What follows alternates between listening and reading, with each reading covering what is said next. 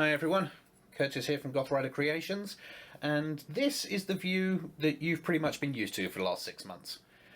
What you didn't see, thankfully, was this immense pile of crap that has taken up most of the workshop. Now, thankfully, camera angles are a wonderful thing.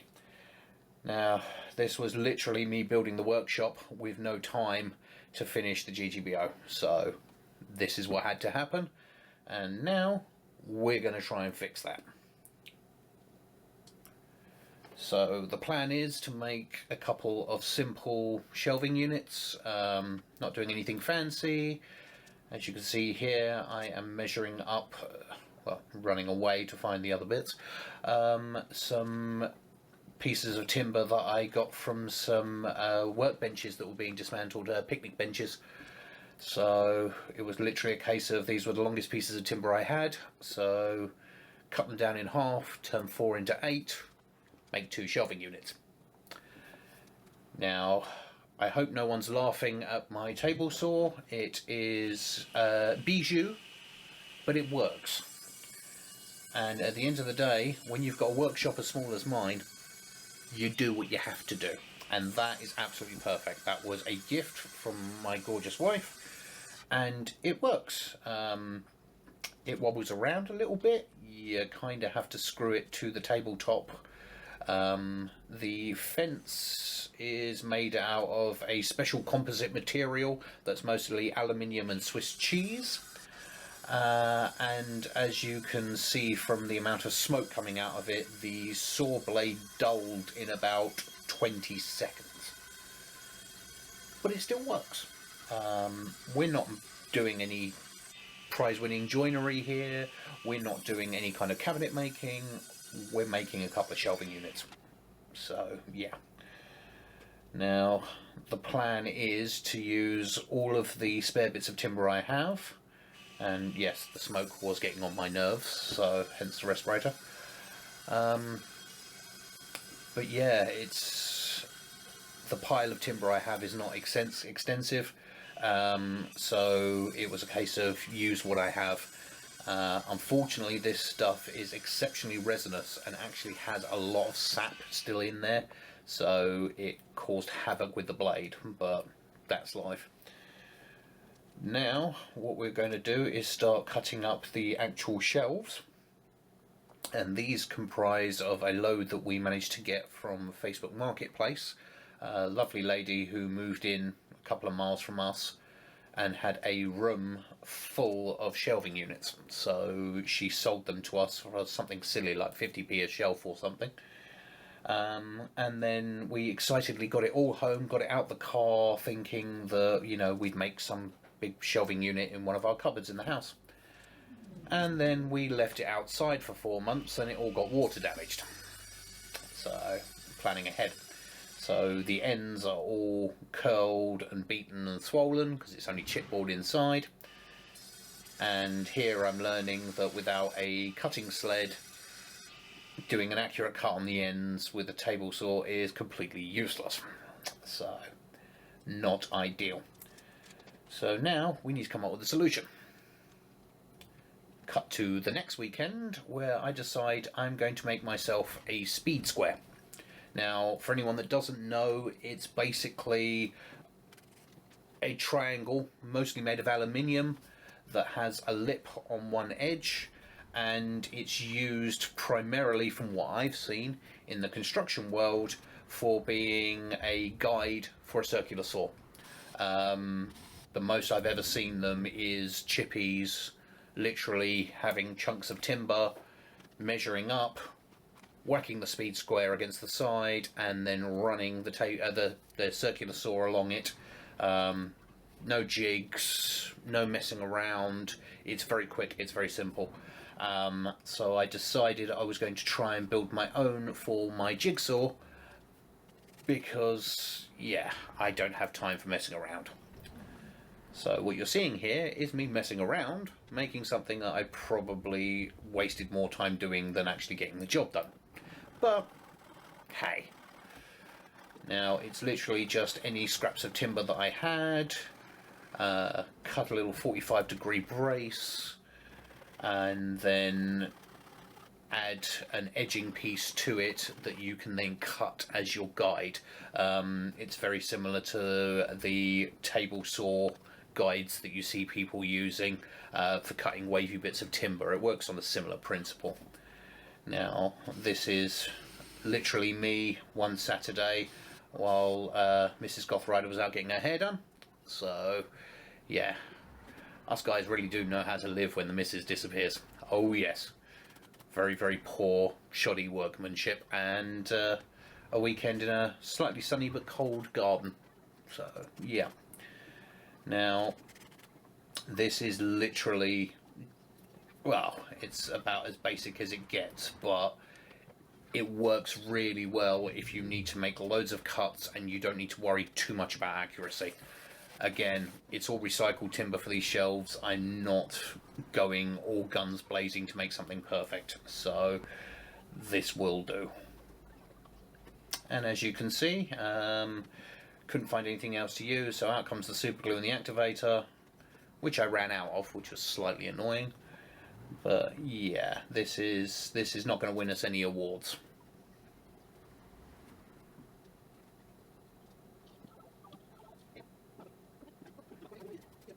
And that's me getting the phone call saying, "Can you come pick me up?" Okay, run!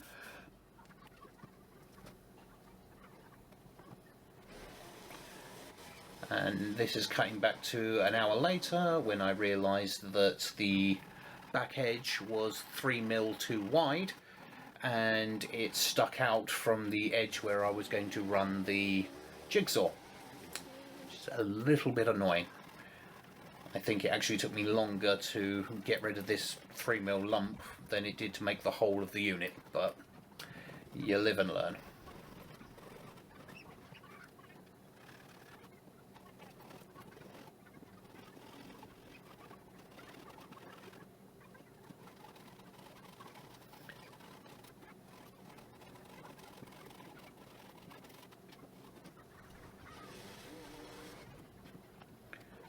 And after all that, I then have to cut a notch in the end of it so the switch on the side of the jigsaw doesn't foul. Yeah.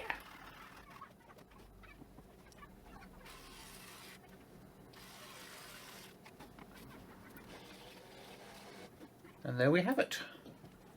Nice and simple. I've learned over the years, jigs are everything. It's all well and good doing bespoke woodwork, but if you have the means to make a jig or to make something that's going to make life easier, you do it, especially with repetitive work. You see so many people, especially in the guitar building world, spend more time making templates than making guitars.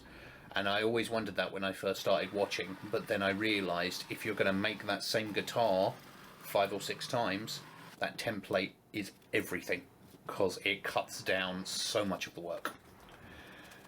Now, apologies for my camera angles here, but the joys of this time of the year, it got dark by about 3:30, and the only light I had to work by is that little LED on the end of the jigsaw and what little light is coming out of the porch windows. So yeah, not the ideal situation for doing woodwork, but needs must. And all I'm doing here is literally just top and tailing all of these boards to get rid of the swollen, water damaged areas. It is melamine coated, so most of it is absolutely fine.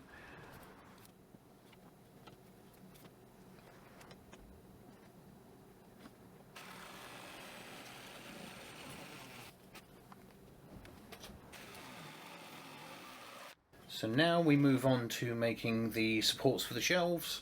And again, not brain surgery, not award-winning woodwork. This is literally all the scraps of timber that I store in my little burning barrel. Occasionally I pick back through them to find anything useful, much to Mrs. Gothrider's annoyance. I don't throw away anything, and the only bits of timber that I ever get rid of are anything probably about as small as my finger. Anything bigger than that's always got a use, so yeah, it annoys the hell out of her, but thankfully she still puts up with me. So yeah, literally just taking every little scrap of timber I have, as long as it's an inch wide and as long as it was, I believe, 7 inches long, it got put into the extensive pile. Even those bits there are actually the transport stringers from the shed that I knocked off with a hammer many months ago. So I wouldn't say I'm a hoarder, but I'm a hoarder.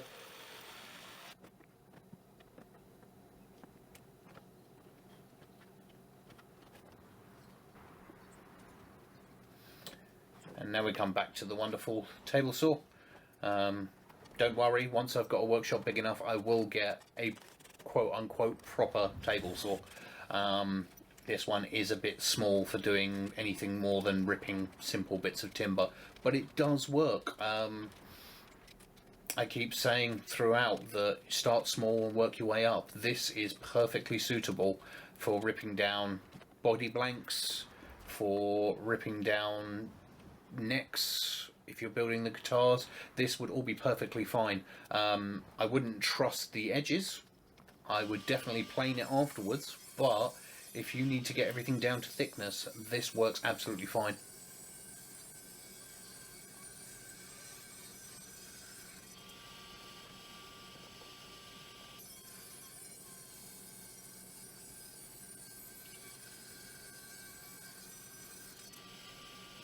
And yes, I might not have a safety fence, but I always wear the glasses. And now we come to the wonderful part where I've actually got to reorganise this giant pile of crap. Unfortunately, our way of moving house was, if it was in a pile, it got put in a bag. That bag then got put in a cupboard. And then you go back through those bags and then you find workshop tools and equipment and bedding and food, and it was a nightmare. So literally everything workshop got bundled up, and that's me furiously trying to clean the lens, trying to work out why the screen was going hazy. I just assumed it was condensation because of the cold. I discovered later that it's actually flare from the lens because of the light coming through the door. I didn't realise that, so I'm learning stuff about filming. It's amazing. Now, I didn't show putting it together because that was literally me in the living room with a dust sheet screwing everything together. It was far too cold to be working outside. So, power of editing, that's the finished article. It's not amazing, it's not pretty, but it needs to hold a load of boxes against a wall in a shed. Who cares? In the past, I've used pallets to make shelves. It really doesn't matter. Don't behold to the people that have got the immaculate workshop. If you've got an immaculate workshop, you're not doing a lot of work in there. That's my personal opinion. Even people like Ben Crow, what you see on the camera is beautiful. When he pans back and he shows you all the workshop equipment, it looks like a bomb site. So yeah, don't worry. So this is literally shelf 1, shelf 2 goes in there. Now what we discover in a second, which is exceptionally annoying, is that I measured what I thought was my largest plastic tub, and then I made the gaps according for this shelving unit. Unfortunately, I forgot about the one large tub at the bottom of the pile that was an inch taller. So thankfully you can't see my face and you can't hear the swearing that ensued, but this works. It all needs going through, but we've managed to make a lot more space, and that wall was never going to be used for anything useful. It was right by the door. So,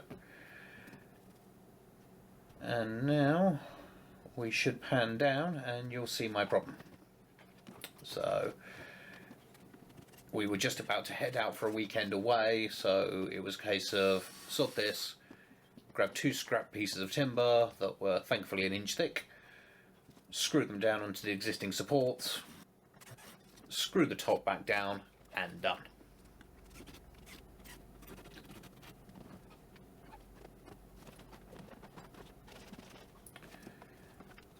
And this is the only shot of me before I moved the workbench.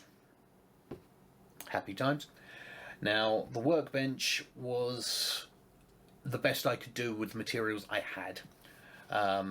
It's literally 1.5 inch timber that I ripped down because I didn't have anything long enough, and then I went half torsion box with the design. A lot of people like the whole torsion box design, and so do I, because all of the bits of timber add the stresses that will keep everything in line, keep everything level. It's a brilliant bit of work. Problem is, it uses an absolute ton of timber, and I couldn't waste what little timber I had trying to make a full-on 3-inch thick torsion box workbench. It was never going to happen. So I ripped everything down by half, so 1.5 inch thick supports, and the top is consisting of an 8mm and 12mm section of plywood that I had, which was literally the separation pieces of timber under the stairs we ripped out when we first moved in. So you will notice in a minute there's a little triangular section in the corner where I had to patch it up because it wasn't big enough. Now, it's the same length as the old workbench that you can see there on the right, but about 3 inches deeper, so should accommodate a guitar a bit better. And the other issue is those 3 bits of timber there are all I had for the legs, hence why I'm screwing that piece of timber to the wall to act as legs 4 and 5. Yeah, I really don't have a lot of timber left. I definitely need to do more skip diving and more Facebook marketplacing come next year. Now, I did kind of hope that securing it to the wall would make it a lot less likely to wobble. Not as much as I'd hoped, but I will be putting stringers across the bottom, and once I can get some pallet wood, hopefully in the next few weeks, although it's freezing cold right now, so I won't want to get anything, but once I can panel the outside, it should become a lot more sturdy. But for now, I'm literally just throwing some screws into the top of the legs, screwing it down into the supports. It's not the most secure way of doing it, but once it's all screwed to the floor and to the wall, it won't matter.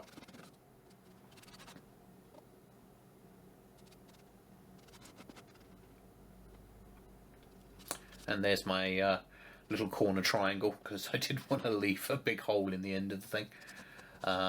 With the 2 layers of ply, it's actually made it a lot stronger than it would have been with just 1 thick layer, because there's less chance of it warping in any particular direction.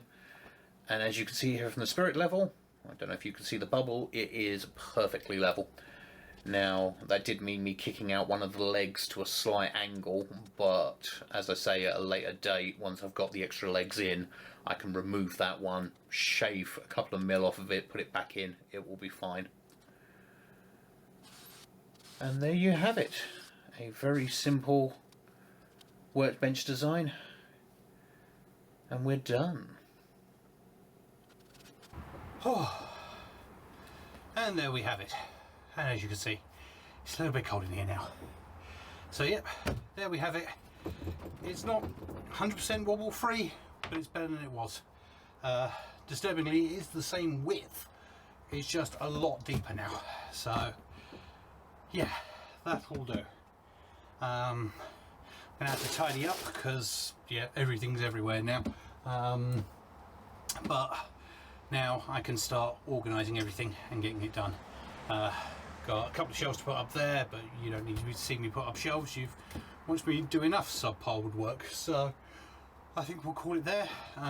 Next time you see me, this will actually be tidy, it'll be ready to work, and then hopefully I can actually start building stuff again, because yeah, this has taken a while. Anyway, thank you so much for joining me. If you bothered to the end, congratulations, you obviously don't have anything else to watch. And yeah, please like and subscribe as always, and I'll see you on the next one, hopefully, once I've got a bit of heating in here. Anyway, take care.